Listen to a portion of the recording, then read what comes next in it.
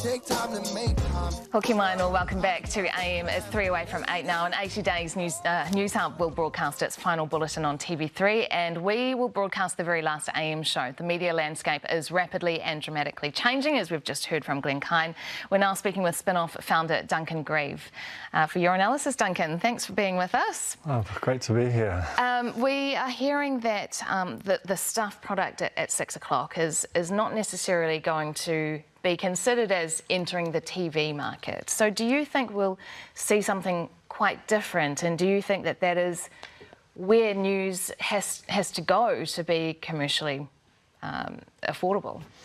I mean, if you can't see what's behind the cameras here, but there's an enormous and quite elaborate setup here, which there's just no way that staff will be able to bring to the table. So they will unavoidably make something that looks different, that feels different, because creating, TV-first journalism is really different to creating kind of, print or written journalism. And so, I think that challenge potentially has been underestimated, but unavoidably, yes, it will be a very different product. And I guess we have seen that even in television, right? Like, there was once upon a time you would never see a Zoom interview on TV, and COVID changed that. So things have changed. There are definite positives within this news in terms of journalists that staff have in the regions. Do you think that could potentially be, I guess, very good for journalism in terms of regional content?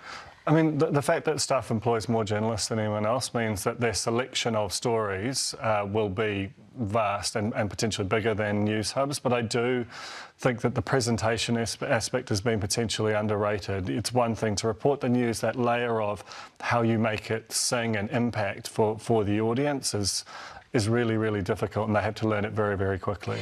And what does this mean for the plurality of media? Because although we're retaining news on the same platform on TV3 at 6 p.m, the number of journalists is still shrinking, right?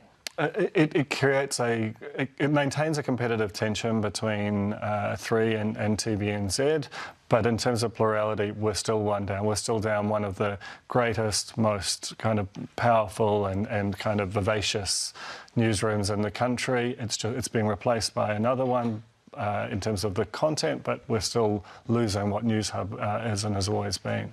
Do you think that this is a milestone, I guess, in broadcasting and in journalism in this country? And what do you think is the next phase? What's going to be the difference from here on in? Yeah, I mean, I think this deal has, as I've sort of said and processed it, and the whole kind of journalistic community has, it becomes clear that it's actually bigger than maybe it first looked. And I think it's the start of a sort of a big step and see change.